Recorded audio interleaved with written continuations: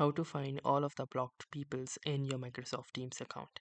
So hey guys, welcome to this tutorial. In this tutorial, I'll be guiding you through the exact steps on how you can find all of the blocked people from your Microsoft accounts. So in order to start, the first thing that you'll need to do is simply click onto these three dots present at the top right corner, just beside your profile picture.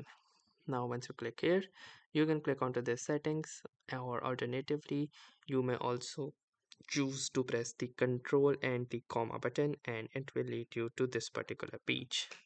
Now from here, in this particular menu, you will need to choose people. Once you click onto people, you can have two options. The first one is to sync contacts and the another one is to manage blocked users. So, blocked users won't be able to call you, message you, or see your presence in Teams.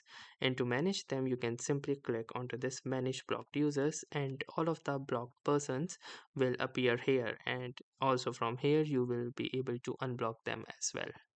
So, that was all for this tutorial. Thanks for watching and have a nice day.